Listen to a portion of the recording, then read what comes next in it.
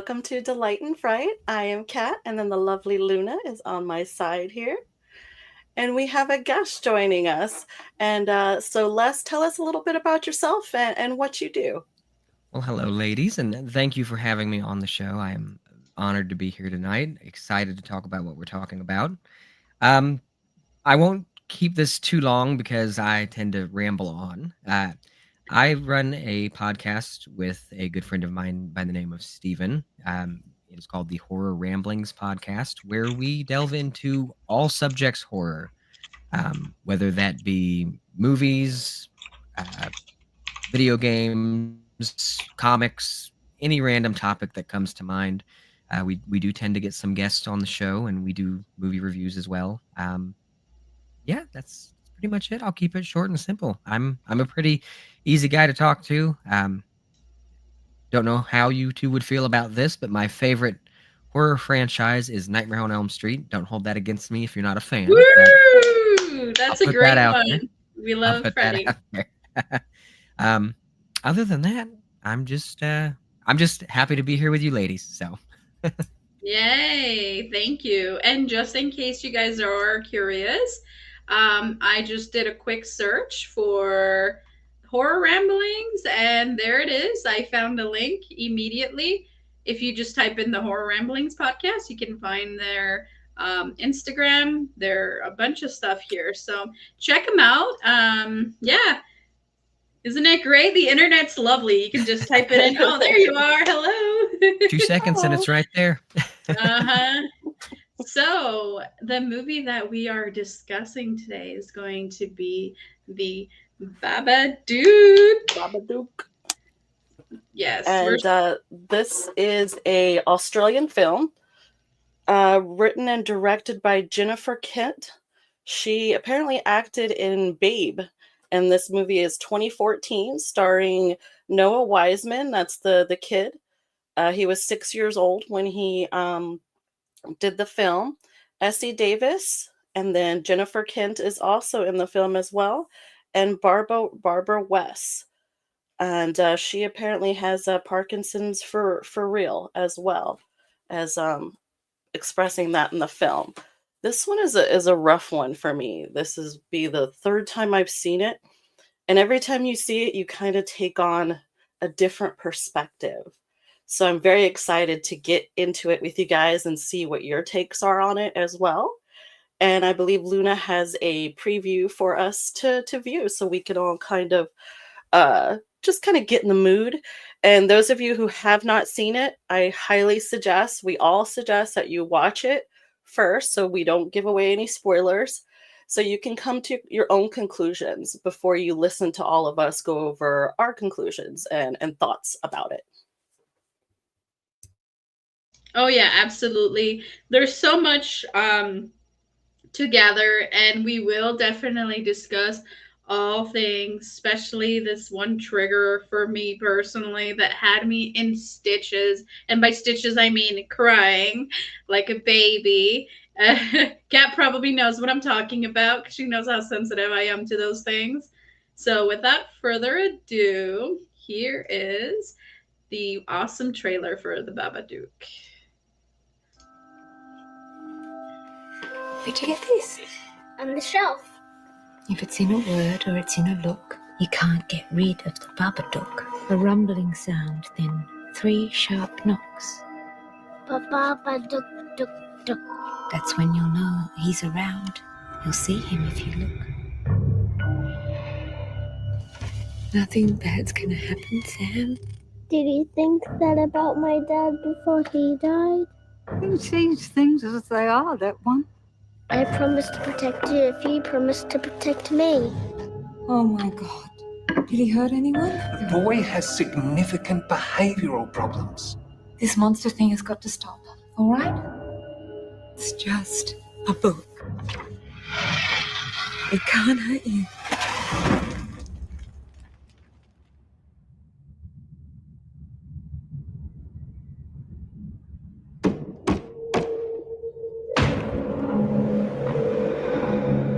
You all right? Yeah, no, I'm fine. You don't have to be fine, you know. Just a bit stressed at the moment. All children see monsters. Not like these. I want to report someone stalking me and my child.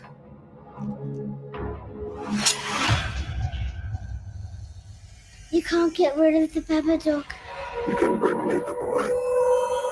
You can bring me the boy. You can bring me the boy.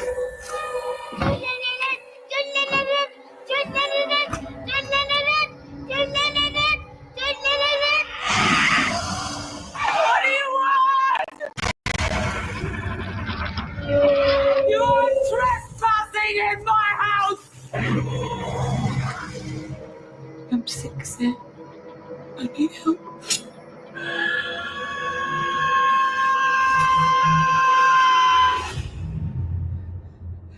It isn't real. It isn't real. It isn't real.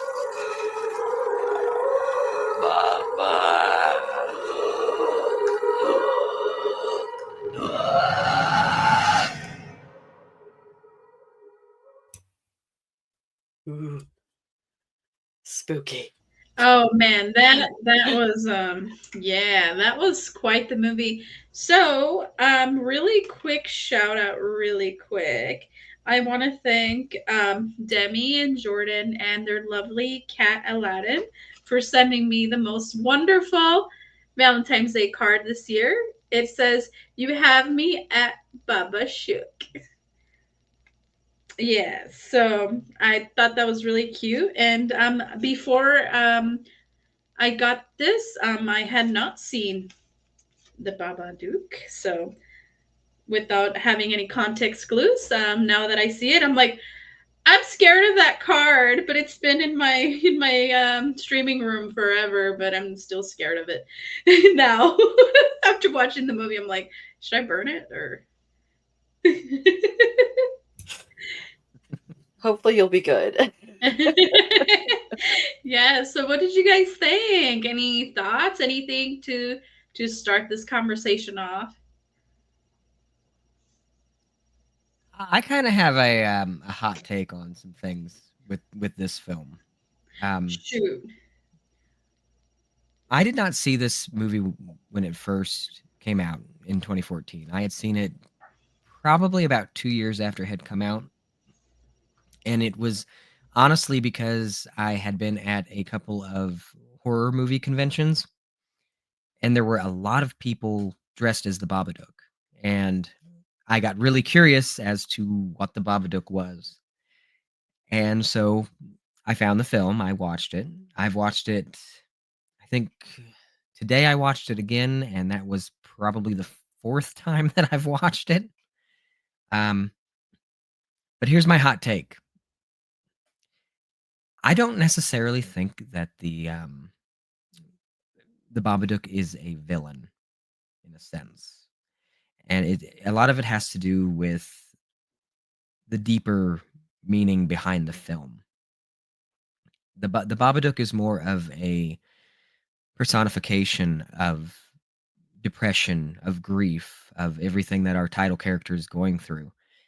And as far as I'm concerned, the first time you watch the film, yes, the Babadook is a very frightening entity.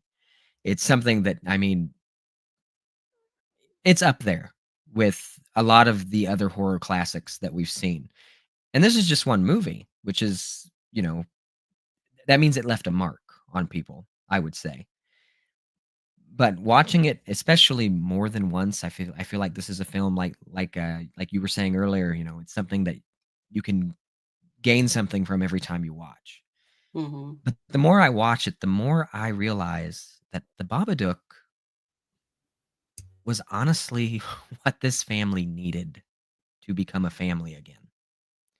And they had to work through this grief. They had to face this monster together in order to get the ending that we got in this film. So I'm gonna put the Babadook up as like an anti-hero almost because I feel like the Babadook really fits that mark. And this film is beautifully, I mean, it's beautifully filmed. Let's just put that out there right now. Um, But another thing that I appreciate about it, and I'm sorry I'm going to be all over the place here for a second, but it'll all come together as we all talk. Um, one thing I love about this movie is the same thing that I love, and I'm going out in left field here. It's the same thing I love about Jaws. You don't see the shark in most of Jaws. You don't really get a good look at the Babadook in this film until, toward the end. The ceiling scene, which the trailer, obviously it doesn't show that, but as she pulls I'll be honest, after I watched this movie for the first time, I don't scare easy, but the first time that I watched this film, I will over cover my head and I just think to myself, if I hear those words and I pull up this blanket and I see him on my ceiling, it's game over. But the Oh yeah. buildup, yeah, the buildup to that point though is so beautifully done, and you just get enough of a glimpse of the character of this great threat. And I feel like Mhm. even that is representative of everything that she's going through. I'm terrible with names of characters in films, so I will just call her the title character. But as she struggles more and more throughout this film, this entity um, gets hold of her more and more. And the woman who wrote and directed this, I don't know if you are familiar with it. She did a film back in 2005, I think it was. It was a short. I think it was just called The Monster, but it's basically the blueprint for what the Babadook is. It deals with her son having a monster in his closet, and she just thinks that it's childhood fear, and it turns into something uh, much more surreal. And you see the similarities between that short and the Babadook, but the Babadook explores more of the grief and the resentment, because in a way she does resent her child in this film, and it's because of the grief that she's feeling, and blaming it all on him and thinking that he's just being a bad kid is her having that resentment toward him, thinking that he's just a bad apple. And then as Yeah. she begins to work through her grief, the Babadook comes. She sees the Babadook. She understands that this is something real, and that's her grief manifesting in a physical form, her depression and everything. So, for anybody that is listening to this, spoiler warning ahead of time. But for anyone that's watching, anyone that's listening, that's the thing that I feel you need to know going in, is that there's a much deeper meaning to this movie than what is on the surface. And you do have to watch it more than once, because I'll admit Yeah. it's a bit of a slow burn, I think, of a film. It's good at keeping the suspense. I'm a I'm a big teeterer on slow burn films. I either love them or I hate them. But I've learned Yeah. over time that you have to watch a movie more than once, especially if it's a slow burn. And this film, every time I watch it, um, I fall a little bit more in love with it because of what it means. And I know they asked the writer and the director, they asked her um if she would do a sequel to it ever. She said no. And I think that's the right call. I think this stands alone on its own. I would love to see her do horror films that dealt with other emotions that people go through, because I think that would be an interesting concept. A film about like envy, a film about lust, things like that. I think that would be amazing. And she's really proven that she can deal with things like depression and resentment and things like that. And we create our own monsters. And this film is a perfect representation of that. But I'll stop rambling real quick because I want to hear what you No. guys have to say. Yeah. Kat, I know before when we were talking on the show, you did mention that this was a little hard for you. Do you mind expressing, like, to our viewers why you No, felt not at all. why this was difficult for you? Yeah, no, not at all. First, I just want to go into Baba is German for the boogeyman. So that's kind of how the title was built. Um, Seeing this movie the third time was very difficult because in the main character, I have all the other characters' names, but I don't have her name. And I think that's for a reason because she was kind of not present. She kind of wasn't there in the film. But yeah, she reminded me a lot of my mother. And so my mom had me at 20, like soon after she turned 20. So she was pregnant with me at 19. And then my brother came along a couple years later. And my dad had to work 3 jobs just to pay for things. So my mom was pretty much on her own caring for us while my dad was gone. He'd be truck driving sometimes for the entire weekend. So he wouldn't even come home sometimes. And by the time when he did come home, we were sleeping. Um, so my mom was very depressed. I believe she also suffered from postpartum depression before that was even a thing. Like nobody even thought that, back in the day, they were like, nah, just snap out of it, you'll be all right. Just, and she self-diagnosed with alcohol and that didn't help the situation. But yeah, my mom wanted to sleep, wanted to be left alone. Um, didn't want to be bothered. So I'd try to like help my brother and deal with him and keep him quiet. So he wouldn't disturb her because it was never a good thing when she was woken up and without, waking up on her own.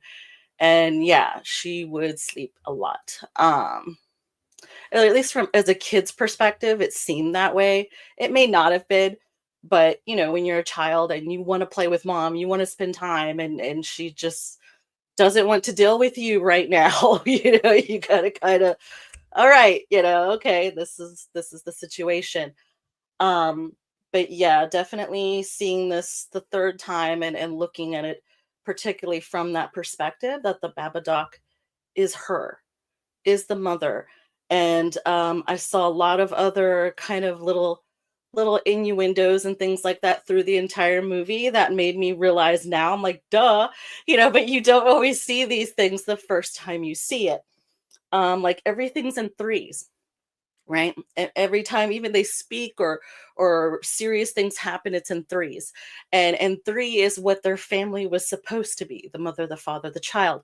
But that never came to play. That never happened. So like Les was saying, the Babadook isn't bad. It's her, and I believe it is her mourning for her lost life, the life she envisioned, the life with her husband and her child. So she's mourning that life. And then the very beginning, we see her fall into a black entire film. People are wearing black constantly at a birthday party. I'm like, why? There's so much black because she's constantly in mourning for her loss. So that's just some of the um, tidbits that I've picked up on. And then I want to hear more about your take on it, Luna, seeing it the first time, and then we'll kind of go into some more themes as well.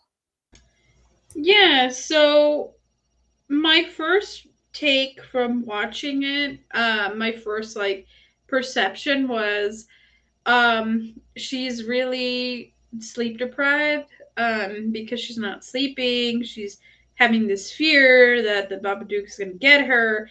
So um fear and no sleep causes hallucinations. So she's created the Babadook. It's not real. It's in her head, but because of the sleep, because of the fear, because of all this, it's manifesting in very physical ways. So I had a similar experience when I had a really bad anxiety attack, and I was randomly in another country, by the way, in Mexico, and I was prescribed Zoloft like on the spot, and without consulting with my primary, I just took it because I'm like, I will take anything to get rid of what I'm feeling, and I took it, and I had the worst mental reaction ever. Like everything bad that they tell you about SSRIs, everything, all the bad side effects, I got all of them. So I wasn't able to sleep. I only took the pill for like 3 days, and it stayed in my system for 2 weeks. I couldn't sleep for 2 weeks, and I would like lay in bed and close my eyes, and 2 hours later, I'd hear like crawling in the walls, and then I'd just be awake the whole time. And it was like that for 2 weeks. So it kind of brought flashbacks to when I had like a mental crisis. And it was kind of scary because I was like, oh God, like I created the Babadook too with my situation. So it's so weird the power that our minds have to create these things, and I've experienced that myself when I went through that, so it was kind of scary to see that representation in film. And it was particularly interesting though how hers manifested that book, and then she ripped it up and then it came back to her. That was just like an interesting fun thing that the director put in there.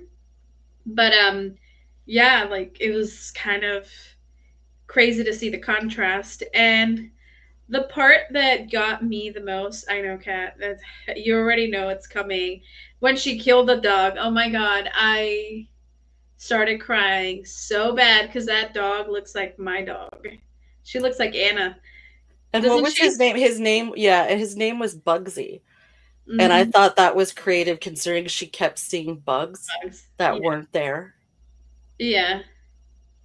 But yeah, like the she manifested it because she saw her strangle the dog in the book, and then, you know, saw sleep deprived, all like, get out of here. And then the dog was freaked out, barking at her, like, what the fuck's going on? And then she chokes him out, and I'm just like, stop it, stop it, stop it, stop, please stop it, please stop it. And then when you see the dog just like clump on the ground, I just started crying. I was like, no, you killed a fucking innocent. Aww. It made me, it like super upset me. I had to like walk away from the film for like a few minutes just to like kind of gather myself, because like my dog looks exactly like that. Anna looks just like that white little dog, and it was like kind of upsetting. I don't know, I can't, I'm weird, Les. You gotta know me, but I'm like, I can't watch stuff with like animals being hurt because I'm just like, no. It Well, just, You know, there's Bugsy was the protector. He was the Yeah. one always protecting the kid. And he was kind of yeah. it was funny when she was watching the cartoons with the wolf in sheep's clothing. And I think that had something to do with the dog kind of representing the sheep. And I guess he needed to be sacrificed, sadly, to Yeah. save the child, is kind of how I So took it. so what I noticed a lot, remember when the mom was on the couch and then the child was on the couch, with Sam was on the couch, and then the dog was like laying over on top of him looking at the mom like intently and like kind of like guarding him. I was like, okay, this dog's really protecting this kid. And I was really rooting for him, but I guess, I mean, in the story, the way the director went, yeah, I see the director's choice. Does it suck? Yeah, but it was an interesting take from the director's perspective, I would say. I also think it Yeah. has a lot to do with the grieving process that is put into the film. People do experience anger when they're grieving, and I think Yes. that, again, I completely understand the thing about animals. There's actually a website you can get on that tells you if animals die in any movie. I'll have to see Oh if I can man, find the yeah. website, but there is a legit website for that. Hey, if I'm feeling particularly miserable that week, I'll be like, Kat, don't pick any movies on this website that have animal murder because I'm not feeling well mentally. Well, and on a side note, I'm still a little angry at Halloween because not only do they kill a dog in Halloween, the dog's name is Lester. Oh, yeah. True. So And he eats just them. He eats yeah, the dog.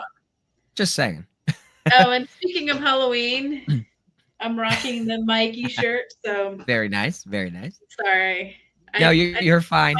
Mikey gets a pass though. A little favoritism, just a little favoritism, but I won't yeah. hold that against you. I won't hold that against you.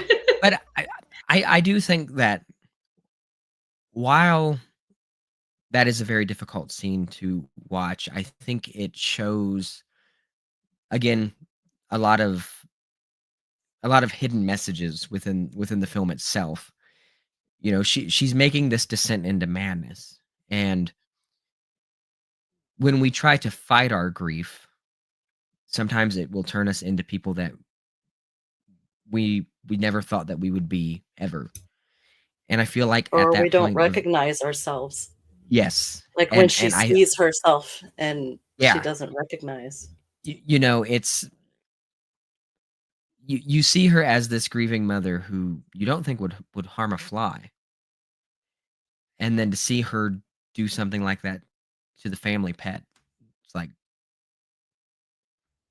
are we really going to this level? But at the same time, you know, the dog is a protector. That's one thing. She's like you were saying, she's going without sleep. She's going with this fear and everything. And she's turning into someone that she doesn't recognize anymore because this grief has finally weighed her down so much that it has basically destroyed her. I feel like she destroys herself in this film and she rebuilds herself all at once. And I feel like they don't, you know, I don't think they focus on her son quite as much as they should in certain aspects of the film, but if you follow him throughout it all, he had this sense that something was happening because he was, if I remember right, he was having nightmares ahead of Yeah. the Babadook coming. So Yes. he was sensing that his mother was changing because kids do pick up on that stuff, you know. Mhm. And Our he kept friends saying, "I are don't want you to leave. I don't want you to leave." Like he didn't yeah, want, the funny farm to come take her away. And yeah. you know, he Yeah. loves his mother and he doesn't understand why his mother is being the way that she's being. All he knows is that his dad died in a car accident on the way to the hospital for her to give birth to him. He doesn't understand that mommy has resentment toward him, that mommy's going through all this.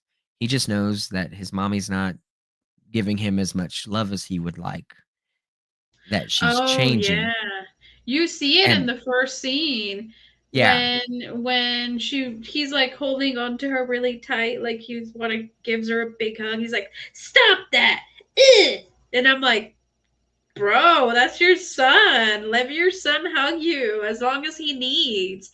and Your baby needs it. Let him I think hug a lot of you." that I think a lot of that too is in that moment when he's hugging her, I don't know if they necessarily discuss it, you know, in too much depth, but I feel like that tight hug reminded her of, you know, a simpler time when it was her husband and her, and he would hug her and and hold her, you know, because your spouse and your children are the two people who hold you the tightest.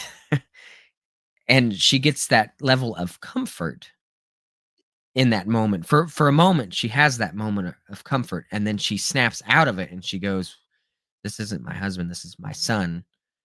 And she thinks about everything that happened that led to her husband's death. And it's not her son's fault. It's not. It was, you know, it was just an accident. But she cannot separate the two at that point. And so she is very just negative in that. She goes back to that dark place. And I think that's what, again, with the symbolism of the film, throughout the film we see that transformation. You can sort of, as you watch it, pinpoint the different, you know, what is it they say, there's 5 stages of grief, Mhm. if I remember right. Yeah, and they're Yeah. they're not always fluid. No. That's what they want you to think. You can jump back Yeah. and forth. you can experience multiple ones all at once. But I do think that's a great point, Les, when you said about her, realizing that this is my son, that and having that type of closeness. The definitely bring up a good point there. But I do believe as well, when you mentioned we don't see much of the child, I think we don't see him because so we don't see what she can't see. Yeah. So she can't see what she's doing to him. I Yeah. believe when we can't see the kid, or he's hiding in a corner somewhere, or she thinks she's fallen asleep, or she's watching TV, she's hurting that child. Yeah. She's doing something bad to that child. And see, So I think that's why they kind of slowly bring that into view for us. So it's Yeah. a slow burn and not just like all at once, because we're experiencing it as she is when she and starts to see, realize. the point that you're making right there, honestly, when you're sitting there and you're watching the film, you feel legitimately bad for him because of that was my thing about not seeing him is I felt horrible for this kid. And obviously that's what this film was aiming to do. Put things into perspective of we can we can let our grief destroy us completely and push away the people that we love the most. And like you said, all the stages of grief, they're not just boom, boom, boom, boom, boom. You jump back and forth. You go all over the place with it. And this film does that beautifully. She's all over the place in this film. And some parts of this film feel like a fever dream. And I Yes, and they I think do. that's because it's from her perspective. So there's a lot of just jumping around and being sort of out of it. There's parts in the movie where you're like, is this really happening, or is she just imagining this? And I'm glad that they did that because that sort of gets you lost in the film in a good way. You're lost like she is, in a sense, and so you're feeling for her even more. Absolutely, absolutely, Yeah. Les. And another thing that was hard for me to see is the way that people kept staring at her. Like the ladies at the party, they're all just staring at her, and the disconnection in that moment. And then also when she's at the police department and you see the graphite or the ink or whatever on her hands, that she made that book, and that's why she has no evidence to show it. And that's really what it's like when you're having a nervous breakdown, because I've been there. um and it's definitely difficult. You feel as if the whole world is staring at you, yet they don't really see you. Like they're kind of taking you apart. Is kind of how it feels. Like everyone's watching you, and you just feel completely self-conscious about every little thing, even the silliest things. And then you start to come to your own conclusions in your head and build this crazy narrative, which is what we have that we're discussing now. So that Yeah. was definitely very hard to see, but it's good to know that you're not alone, right? You're not the only person that battles your demons. And if you have a very creative dark mind like we do, your demons can, yeah, be a little crazy. But then, you might have a book on your hands and be the next Stephen King, so you never know. That's That's true. true. And I was gonna say that you mentioned earlier, Kat, the wardrobe the wardrobe, her Amelia's wardrobe, and I will point out at the end of the film when she's finally having the party for Sam, her wardrobe changed. She's wearing like some blues, right? She's wearing some color now. Yeah. And then she went downstairs to feed the monster worms, and she did it, and then she came back out, and the son's like, "How was it?" "Oh, everything's great. He was nice and quiet." So, Did you notice there were two birthdays that we saw? We didn't just see one birthday. We saw two. the dad. Because no, this the clothes she's wearing, when the two people from social services or whatever they were when they came. She's wearing her work uniform, which is the pink and then like the tan sweater or whatever.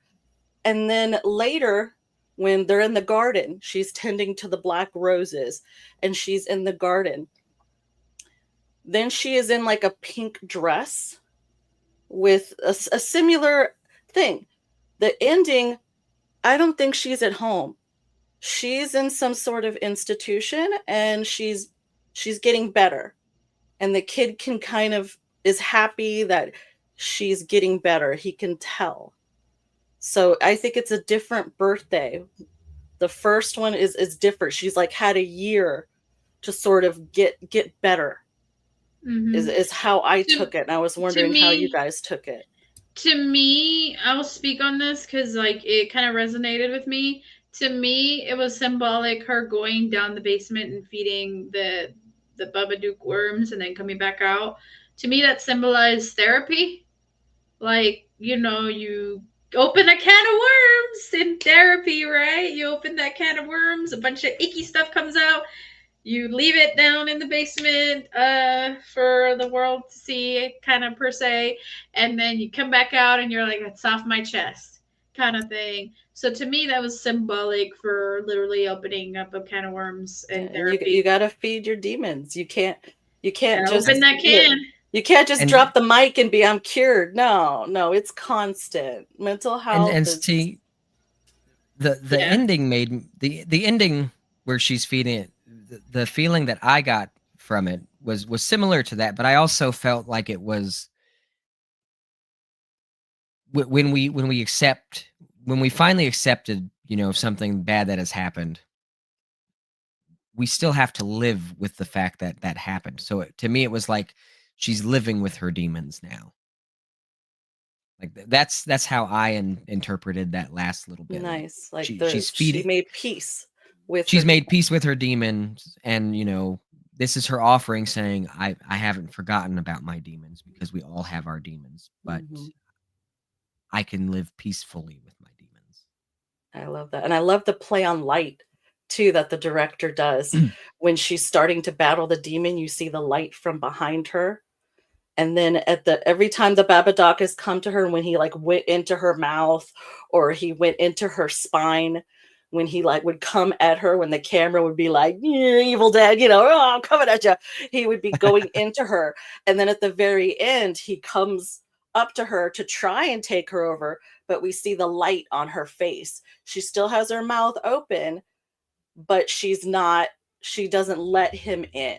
She gives him the worms and he goes back into her, probably wherever she's keeping him within herself, but she knows she needs to tend to that a little bit at a time, right? If we take any big chunk of pain or anything, if we break it up into bite-sized amounts, it's easier to deal with than just trying to swallow all that pain all at once.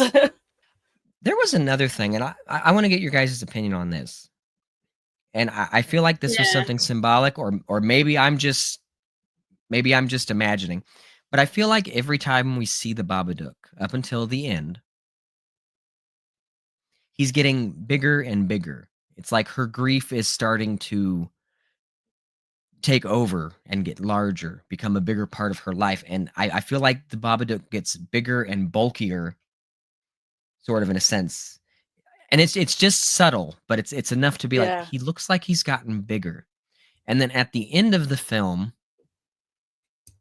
when she, goes down into the basement and she gives the Babadook his offering, the way that they film that, I feel like he's gone from this big thing in her life to now this little bitty, her monsters have been defeated. They're defeated. They're small. They're weak. And I don't know if you got like a feeling of that watching it, but no, even from the first time you sort of agree. Like, but nothing is unintentional in films such as this. Nothing's unintentional. Last year, definitely picking up on what they wanted us to realize. Because even in the little pop-up book that she made, as it goes on, it gets bigger and bigger until it's just this huge darkness looming over her. And then in the end, we don't even really see the Babadook, do we? At the very end, maybe we see some hands. I don't know if we actually even see him. I feel like we So more just hear some sound, don't we? we hear a lot of sound, and sound can be easily manifested in your brain. We see the arms, like we slowly see like little pieces of the first you see the book, and then you see, you start hearing footsteps, you kind of hearing knocking, and then little by little it's like more and more and more, and then at the very end when she's like grabbing her son, "You're not gonna take my son," and then it's like huge. It's like the whole room now, it's like it's taken up the whole room. The whole room behind the Babadook is just darkness, black. And I think that's a representation of the darkness she's facing, because she's literally facing it, and she's protecting her son from the darkness she's facing, if that makes sense. That's the kind of perception that I got from that scene. I love that scene in which it yells at her, and then she yells back louder, like, "No, I am the alpha monster. How dare you?" It's like, that's great. And that's Yeah. definitely, how you have to sometimes put your monsters in place. You have to realize who you are. And even though we all have that darkness in us, we all have that side of us, we have to fight it and believe that we can defeat it. And I think that was the point when she was just like, "No, no, this is not happening."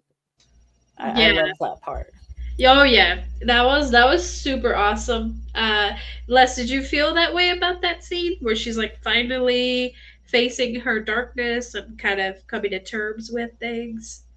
So up until that point in the film, I I got to the point where I hate to say it, but there was a point in the film where I was a little against her. I'm like, I hope something happens. Like I don't want anything bad to happen to this woman, but I'm like, you need to figure something out, lady, because your son is in danger. When she grabs him up and she's like, "You can't have my son," and she's yelling no, and she's defending her child. It takes me back to the adage of, you want better for your kids than you had. Even if you had a good life, you want better for your kids. And you don't want your demons to affect your children's lives. And she understood that in that moment, that she cannot let her grief and the the things of the past affect this relationship that she has with her son. And in that moment, when she's holding him and no, I got goosebumps, and I was just like, "Okay, lady, I am with you 100%. I hope that Yeah. this works out in your favor." And And I'm that whole scene is just, whew. yes, I'm glad that Sam kind of stood a little bit defiant against his mom and didn't take the pill, because he just kind of Hmm. drank the Mhm. water. And that 'Cause that kid had balls too. He freaking stabs her, trips her, ties her up. I'm like, damn. Like, I don't know if I would have had the balls to do all of that to my mom, no matter how crazy she got. I might have like threw something and like ran, like, ditch. Yeah. Do you No, think you'd yeah, be able to do that? I don't think I would have been able to do that, but the fact that he knew, hey, this medicine is gonna, I promised my mom I'd protect her. This medicine is gonna make it to where I can't protect myself or my mom, so I'm just gonna pretend to just shut her up, that I'm gonna take it, and I'm really not gonna take it, so that way I can be kind of alert when shit hits the fan, because I have a feeling mom's gonna be crazy again, and you kind of already see her going into that bad mental state. And you do feel very sorry for the kid, because I'm like, oh, your mom's kind of a psycho kid. But it's just part of the storytelling. I think it even represents a lot too, what he did to his mother to protect himself. I feel like that also is sort of representative I cannot talk right apparently. That also represents that, you know, her son was sort of her guardian angel in all of this. He was And the way that the thing kids that deal helped with save her. pain. Yeah. He helped save his mom because, I have kids, and if I'm having a really bad time with something, nothing makes me happier than when my kids come in and give me a hug, or I get a random "I love you" from my children. That can take you from a dark place and lift your spirits more than you thought anything could. And I feel like even though he's doing violent things to his mom, he's in a sense helping her work through her grief. He's helping fight off the demons that have not only affected her but affected him. And I think it also represents the fact that he was starting to think that his mom hated him. And there's a part in the movie where she even tells him that she hates him, when they're yelling at each other. And I feel like that was his way of fighting off that negativeness that he was feeling his mom had for him, because he knew that wasn't who his mom really was. And I feel Yeah. like he was like, "I'm gonna save you, mom. I'm gonna save you from these bad thoughts that you have, because I know you're not like this. I know that you love me. I know that you're struggling." I feel like he knew a little bit more, or that he at least learned a little bit more as she was dealing with her grief and going into this mental breakdown. He was learning more about, my mom's not how she's supposed to be. There's something that's wrong, and I want to save my mom because I love my mom. And Exactly. He it, knew yeah, that that wasn't her. It was her, but it wasn't her. Like Dr. Jekyll and Mr. Hyde, he knew that that wasn't his real mom. Let's just say that. And and that's how kids deal with pain. Deal with parents that are struggling and having issues. Deep in their hearts, they know their parents love them and want the best for them, but they just know sometimes, we don't realize as it's life getting in the way and all the other shit that comes along with it. But we kind of separate it from them. Like no matter how, intense my mother got or upset, a part of me always knew that that wasn't the real her, because it was like roller coaster, like, ups and downs, and she may have been bipolar as well, I'm not sure. um but yeah, that's how it is when you're a kid and you love your parents and they're incredibly kind and love you and do amazing things, and then sometimes there's just that bad day, and you have to realize that, and you have to compartmentalize that. So that's why the child created the Babadook. He started talking about the monster, and then you see her reading the book with him, and then he's in her lap in the bed, and he's screaming, and then she's holding a completely different book, talking about the three little pigs, I believe, and again with the three and the wolf, that blows down the little piggy's house. So I feel that's, she's the Babadook is the wolf within her, and that's just how it manifested for the child, and then she kind of took that too and kind of ran with it because she knows she loves her kids. She would never hurt her kids, so they kind of created him together, I believe. yeah.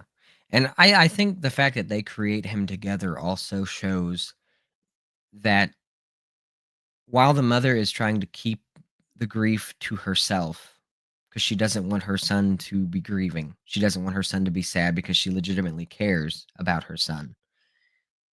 Even though she struggles to love him because of a resentment that she knows she shouldn't have. I feel like, because let's be real, our kids pick up on when we're grieving, when we're upset. Friends do. People pick up on when other people are upset. So I feel like the Babadook going from being a monster that he's dreaming about to this thing that's affecting both of them is the film's way of showing that while the mom is trying to grieve alone, it's starting to spread to her son. and now they both have to grieve together in order to move on. You have to grieve together. You have to work through it together. And it's not until they finally join forces that they defeat the Babadook. They win against this grief that they're feeling. I just want to point out one scene real quick that just to this day when I watch this movie, I know it's coming, but it still throws me off. It's when she sees her husband, and then his head just that was Yeah. extreme. I But wonder I if feel that's like what it she was saw during the yeah, accident. I wonder if that's really what happened. Something sliced his head open. yeah, because you see that scene out of nowhere, and it would have been one thing, like when I first watched it, and I saw him come in, and she's happy to see him. I legitimately thought he was going to transform into the Babadook, and then we see this happen, and it's just really off-putting because you're like, what just happened? And Yeah, so that was something I wondered too, if it was something that happened. I think so. If I may speak on this for a second, sorry. Yes, of course. Go ahead. I I'm gotta, sorry. no, I gotta clear my throat real quick because, whoo, it's been crazy over here. Allergies and this and sinus and But when you have something extremely tragic like that happen, you don't remember it. Like I, long story short, I fell off a 2-story building and I landed on my head and I cracked it in half. I don't remember the pain. Yeah, my forehead had just sliced open. Ooh. You can't see it. I have bangs covering the karate chop to the forehead I have there, but um I don't remember like what happened. I don't remember the pain. It's like my brain blocked it out. All I remember is looking for my mom after it happened and just seeing kind of like blood streaming down my face.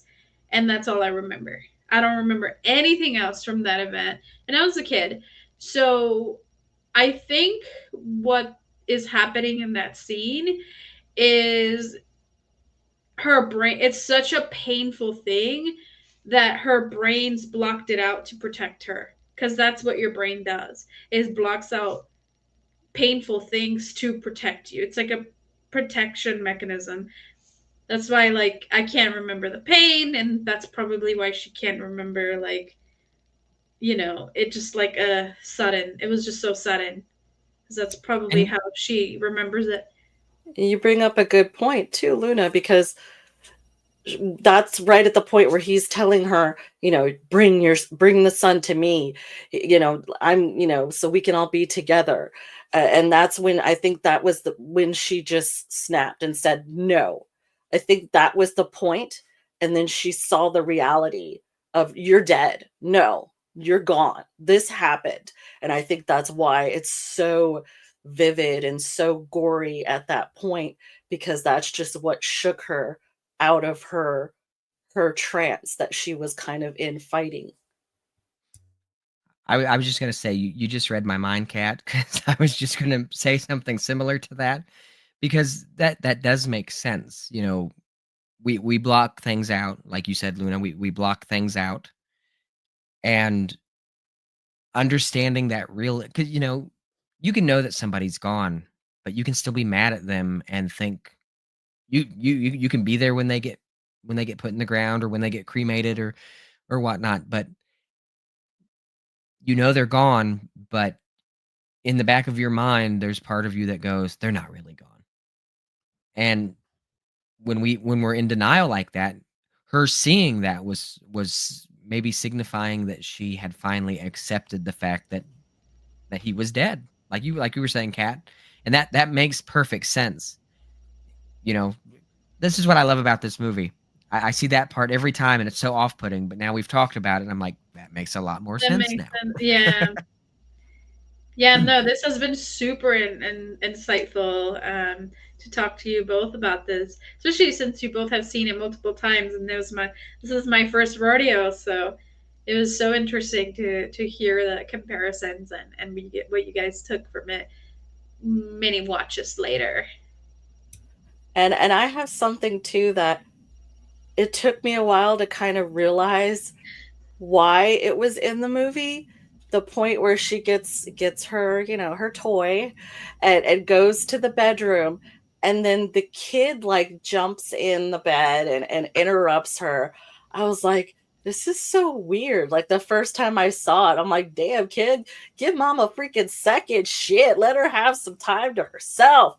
And then when I see it now, I realized that it was kind of showing that she can't have any pleasure for herself. That was the point where things started to kind of get darker after that. Was kind of the turning point. I think she was trying to keep the, the public view and play along and go through the motions and try to just get a little bit of happiness out of life, a little bit of pleasure, a little something to have for her own. And it was just like evident to her, okay, this isn't going to happen. Like, I'm never going to be happy. That's it. I can't enjoy anything. I'm just going to live for him. And that wasn't the right path to kind of take, is Yeah. what I think. So I'm wondering what you guys thought as well. You opened up a can of worms, Kat, because now I think the only way to stop the Babadook from doing his thing is to grab our dildos and go at it every night. If we do that, then the Babadook won't come, right? Yeah, man. You just gotta That's have the message. Yeah, she her problem was she had batteries. You need to plug that shit into the wall. You know what I mean? You need straight power. That's how you get rid of the Babadook. All right, quick, bam. So, Les, welcome to Delight and Fright, where we go from very serious to very not serious in a snap of a finger. So, Yeah, but what you- if you don't have a dildo? You can make one. We can You can make be one. creative like the kid. He was making weapons and all kinds of shit. Yeah, all kinds You of can shit. make a Well, dildo. just saying, there's some guys out there that would have to. If it's in a Look. dildo or if it's in a fleshlight, you can't escape the Babadook. Oh, see, that just doesn't sound as Nice. sound as good. And she had that dude that was totally into her. The Yeah, coworker buying her that worked for flowers. her. Yeah. And he bought the kids stuff. And he disappears. You notice that? He comes to the house with stuff, and then she realizes that the kid's not sick, that he's been duped, and then she sees the door open to the basement, right? And then he's just gone. And she's going into the basement. Like, What if that dude was just? What if he didn't show up? What if it? What if she What if imagined that it? was the? Yeah. What if it was the start ooh. of the hallucination? I want That's to a good watch the point. movie. I want to watch the movie back because he does bring her flowers, and she sets them down right by this by a. She has like a little stupid cupboard thing right next to the where she goes to the dungeon. I call it the dungeon. So she sets them down. So I wonder when she comes back out of there if the flowers are still there. If the flowers are gone, she imagined that whole thing.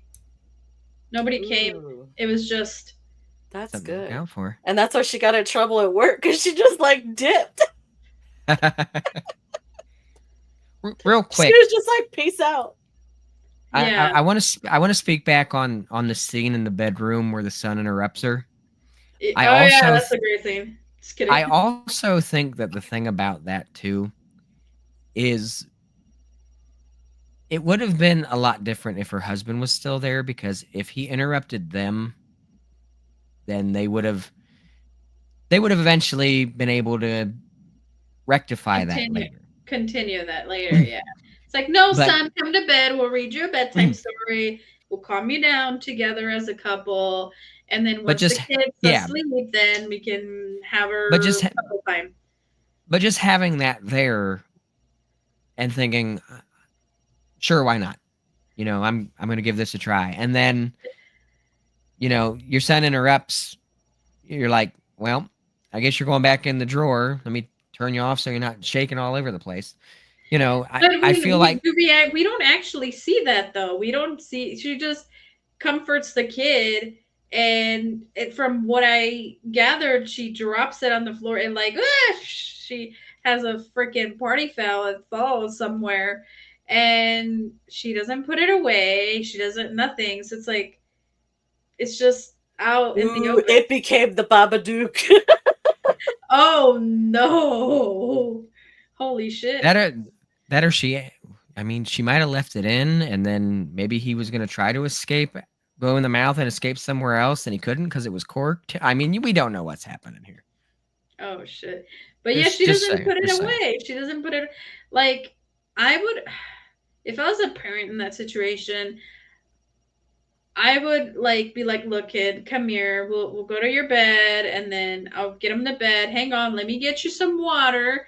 I'll use that excuse. I'll put my shit away. It And won't then make lock me- the door. No, put the shit away. Get him some water. Here's some water. Calm down. Go to sleep." And then I'll put it away for, so the kid doesn't see it or nobody sees it. And then once the kid is asleep again, then What if you only got one place to hide it? find another place. They make gun safes. Just put it in there. This is a gun. This is a weapon of mass destruction, ladies and gentlemen. I feel like there's just gonna put this out here. There's a whole marketing thing for this. I think right now. Yeah. Get your Babadook butt plugs Yeah. today. Yeah. And it Oh, says man. duk, duk, duk 3 times. It's got to knock before it goes in. It's got 3 knobs. You gotta go duck, duck, duck. It's in. Let it in. Oh no. Oh, whew. Welcome to Delight and Fright, folks. Where we talk about Babadook butt plugs and So- We delight in fright. I mean, we definitely I got- delight. I got to tell this story just real quick if you don't mind. This is a Go little for off it. subject. Yeah, So- go for it. So over at the Horror Ramblings podcast, people normally have to take a shot because I talk about Nightmare on Elm Street a lot. And so every time I talk about Nightmare on Elm Street or talk about Freddy or anything like that, people mention it. Well, I saw a post a while back. It was horror movie dildos, and one of them was a Freddy dildo. And Mark Patton, who played Jesse in part 2, actually posted one of the pictures up. Oh no. And, in the movie, is it the Freddy stretch head? Please tell me. I wish Please it was. tell me. I wish it would have been. But so, in part 2, he says, he's inside me. He says that. So Mark Patton commented on this picture of this Freddy dildo, and he said, he's been inside me. Now he can be inside you too. Nice. No. Oh. No. I just don't know if you should buy the pinhead one. That sounds painful. Yeah. Well, That's a little too ribbed for her pleasure, I think. He's got sights. Pain to is show pleasure you. to the Cenobites. Yeah. Whips and chains excite them. He's got a lot to show you, apparently. That's Cenobite, Oh, yeah. man.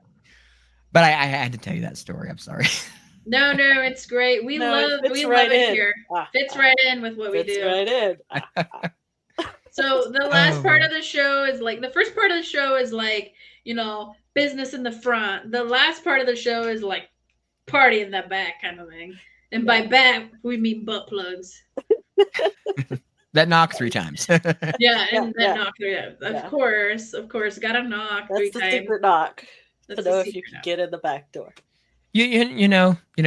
Speaking of that stuff, they make these like underwear that are like remote controlled for couples.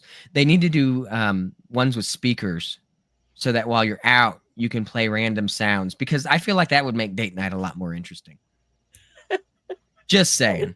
Nice. Just having music coming out of your bowl. That's kind of interesting. Depends on what you're playing, I guess. Yeah. Goodness gracious, Great Balls of Fire. I don't know. Oh man. Well, guys, we've hastily approached the end of the show.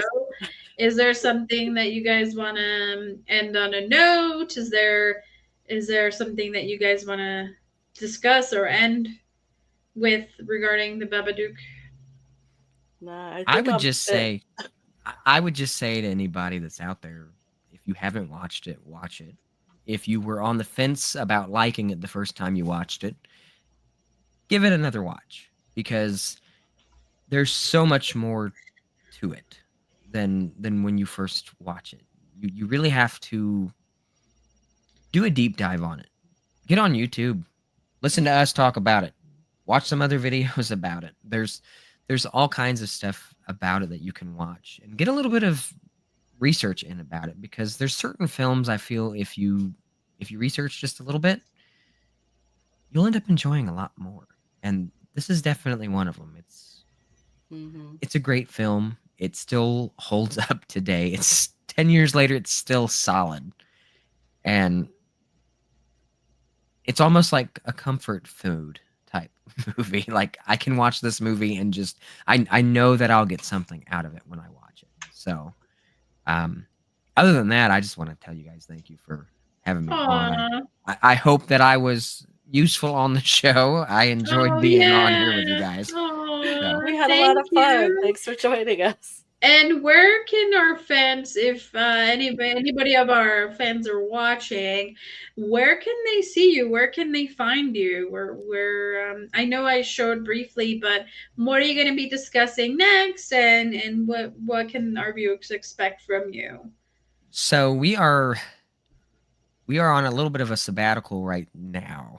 We've had a lot going on. We haven't had a chance to record. Oh Um, yeah. the nice thing about the show, every episode is about something different, so you don't have to worry about chiming in. And if you don't like one episode, just move on to the next one. um, we reviewed Abigail not too long ago. I know we're going to be reviewing Thanksgiving. Um, Yes. we're trying to get some more guests on the show. I actually haven't seen Thanksgiving. It's I definitely on have my not to-do. either, to tell you the I truth. It's gonna haven't be either. yeah, Maybe we can do a first timer collab. always good. I think Steven's watched it, but He Steven could be will the he'll watch things anomaly. over and over again. Um, the show is the birth child of my brain, and I asked Steven if he would be interested in producing it, and he said yes. And I hate hearing myself talk, so I asked him if he would want to co-host with me. Um, and he said yeah, and we've become the best of friends, not just through the show. I went to high school with his wife. We were good friends, and we met at my wedding. And he and I just really hit it off. I do some writing in my free time. He does some writing, a lot of editing. Um, we're actually working on a film that we're trying to get out there. We're still in the early stages of that. But if anybody wants to see anything about um, horror ramblings, they can find it anywhere that podcasts are. We do upload to YouTube. If you go to pencilpaperproductions.com, you can check out horror ramblings as well as some of the other stuff that Steven does, because Steven does a lot of stuff, not just horror ramblings. But yeah, anywhere that you can find that. And if you just Google us, that's the beautiful thing about the internet. Just Google us. You can Yeah, follow like us I on did it. earlier. Go Yeah. for it. You know, Give them some follow love, us. guys. Follow us on Instagram and X, Twitter. I still call it Twitter, whatever you want to call it these days. We're up on all that. But yeah, we're 90. I just looked today. It was funny. I just looked today before I got on to join you guys here. We're 96 episodes in. So I hope we do something kind of cool for our 100th, but I don't know what we're going to do yet. But Ooh, always fun. So that sounds really cool. Well, thank you so much, Kat. Do you have anything before we wrap up? No, thanks for joining us, Les. It's been awesome. And we'll definitely check out some more of your show. And our show is very similar to that as well. Every episode's different. If you're not digging it, you haven't seen that movie, just skip around. You'll find something interesting. Or fast forward to the point where you see us cracking up because it's dick jokes. I mean, it's what we do, and tit jokes. Luna, she's the boob girl, and I'm the booty. Male or female booty. I'm all about the booty in the film. I want more booty. She wants more boobs. So we fight about that a lot. Together, with our combined forces, we got both. Yeah. Ooh, we got a good formula there. But next week, we will be joining forces with another podcast, and because wonderful Mr. Tony Todd passed away, we're doing a review of Candyman, the 1992 brilliant movie, and I think it'll be fantastic. Yeah, I was so sad when I heard that. Yeah, we all were very touched by it, so I think it would be a good idea to team up with some people and get that out there. All right, Les. Well, thank you so much for being such a wonderful guest, and Thank you for having me. Of course, we loved all your take and your ramblings. They were a chef's kiss. Thank you so much for everything. Good night, guys. Bye, everybody. Cthulhu kisses.